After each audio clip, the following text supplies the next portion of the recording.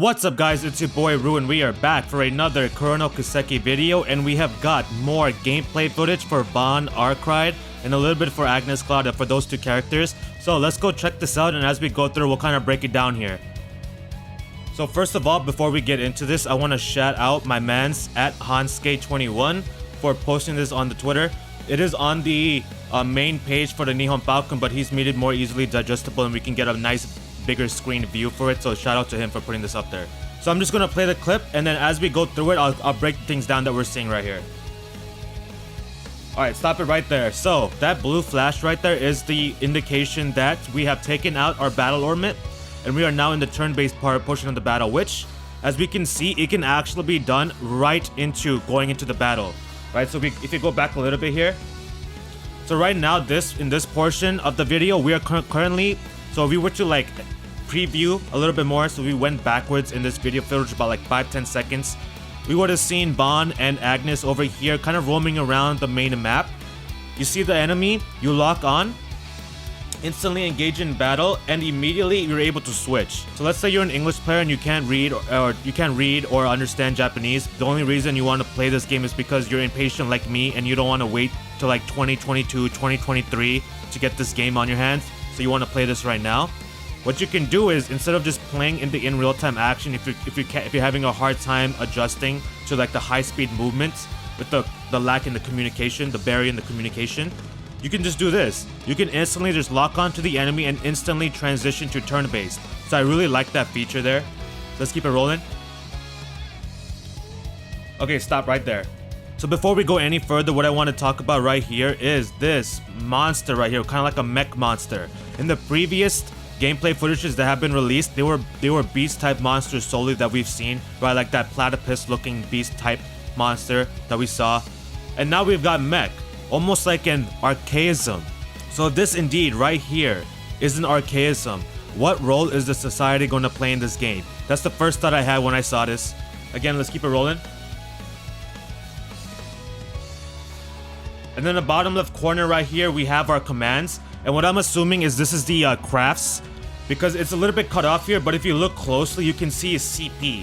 So now right here, we can see like this little, I guess you can call it teal, little area right here is basically the craft's attack range. So this is skill 1, he switches, and then skill 2, so this is the attack range for the second skill right here. And then now just keep it rolling. Flips a coin, which I think this is dope, which turns into like a little thing right there. I really like that animation. Super clean.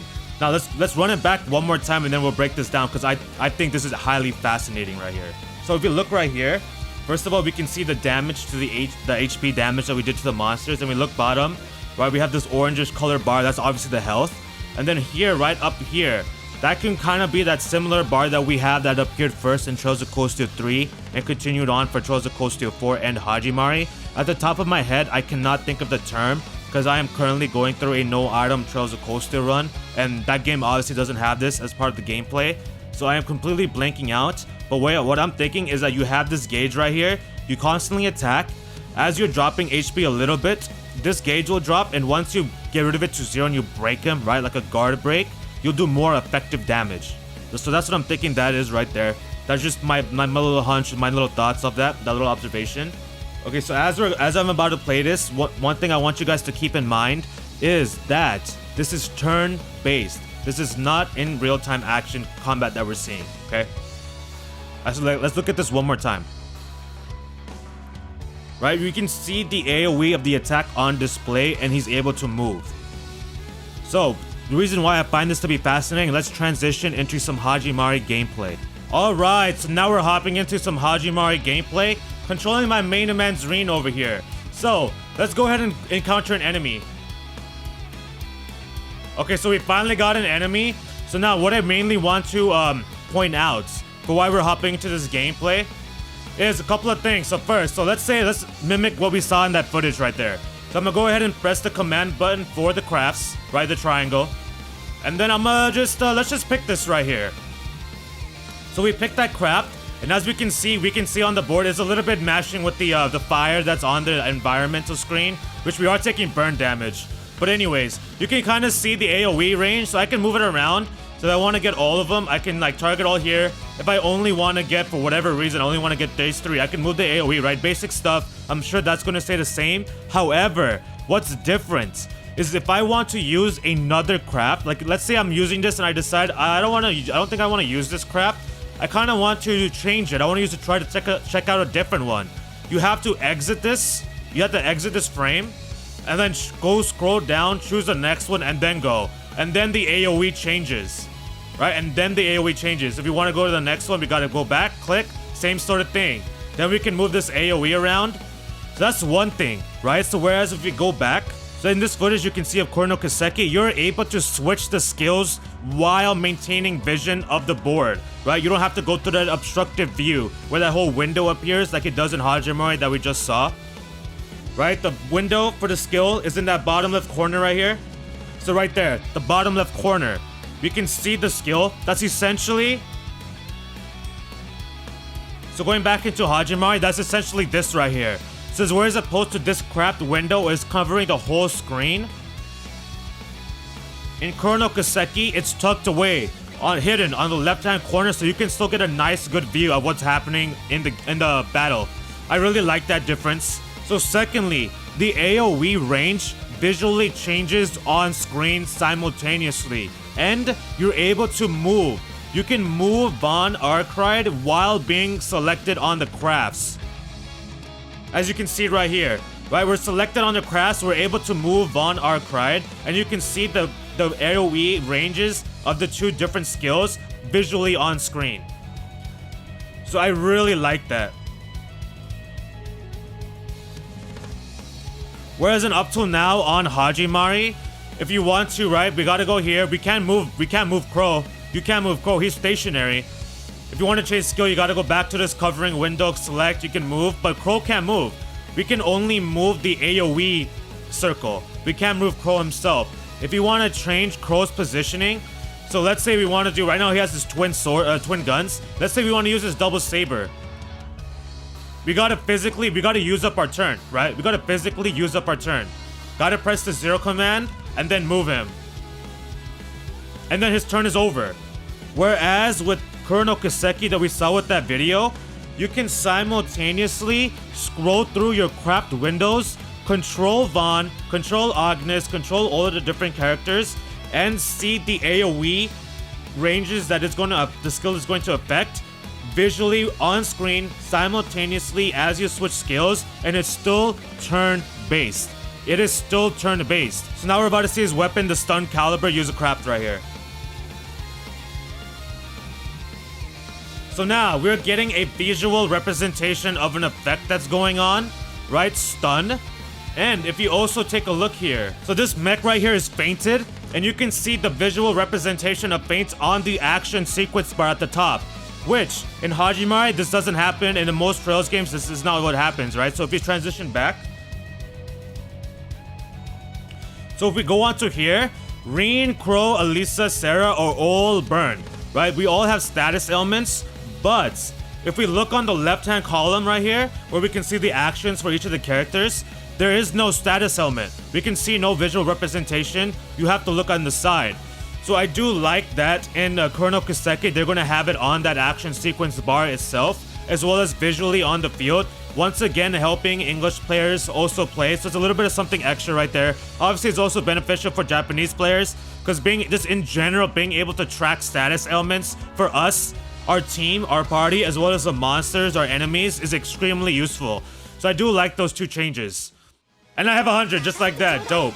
Now I gotta remember, there we go. Alright, let's get it on here. Absolutely. Let's get this animation on a video, and then we'll move on with the rest of this analysis.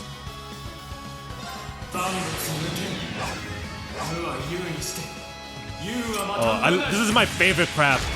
I love this craft so much. Oh my goodness.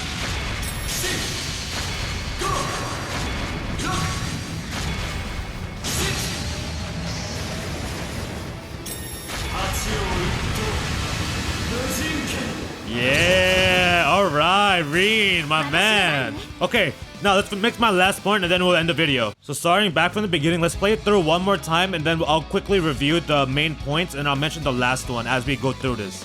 So starting again, we're starting in the open world. We engage, we go into the turn-based. At the top of this is definitely the action sequence bar like that we saw in Hajimari just now on the left-hand corner, but now it's just on the top. A little bit visually different. Then I want you to look, so one thing I want to point out here as we go through this again, is this sequence. We have Agnes here. It's not super clear, but basically what we have here is we got Agnes. We got this bar, so we got our side, our team side, and then we got the enemy side, these two monsters, which we can see we're targeting this one and that one's red. So we are able to kind of visually see which monster in the order that we're targeting when there's multiple enemies. So that's also a good thing to note right there that I forgot to mention. And then we can see the gap between this end right here and the point in which this monster icon appears is longer than the duration, is longer than the length of the distance between this point and Agnes. And Agnes also has next right underneath. So the way this is going to work, Arkride is going to move right here. Then Agnes and then the two monsters. Based off this is what I'm anticipating how it's going to work. Because obviously in Hajimari, like we saw, it's just ordered right in a column. So it's easy for us to tell who's going to come next.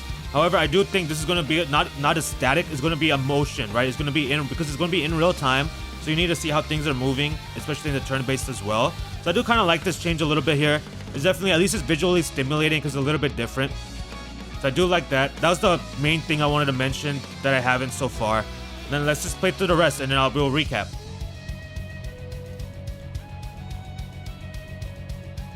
So we got the skill scrolling through. We can visually see the AoE change and we're simultaneously able to move the character while hovering over a skill or an art, which is different from what we've seen so far, what we've experienced so far in the Trails games. We load up our craft, same as always. Do your damage, do your thing.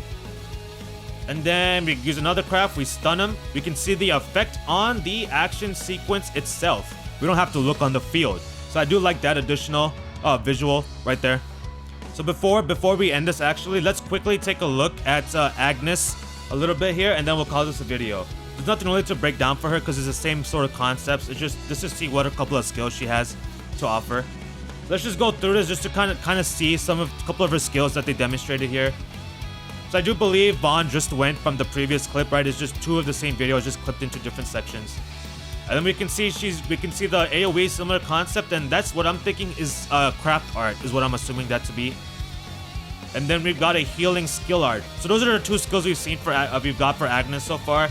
Kind of resembling Emma, right? With that her sword craft with the magic, really resembling that, as well as the Serene Blessing craft where you're healing. So that's basically what I'm thinking. Those are two crafts. We have one attack art, one magical based attack craft, and then the healing craft.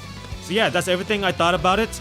Kind of compared it to what we saw in Hajimari, right? There's a lot of good differences with the similarities as well that still gives us that Trails of Cold Steel feel, right? That Legend of Heroes sort of nostalgia effect, while also giving us new stimulating aspects to not only just gameplay but also visually wise. So I'll leave the link to my previous Chrono Kiseki gameplay breakdown videos in the description down below. If you haven't checked that out already, definitely do so, because that content was different from what we looked at today. So maybe if you found this to be interesting, you may like those as well. And if you do, go ahead and hit those like button, smash that. And if you guys are new to my content and you enjoy this video and found it to be useful, go ahead and hit that big red subscribe button if you haven't already, and join the Rude Boy Gaming family and community. But anyways guys, this is it for this one.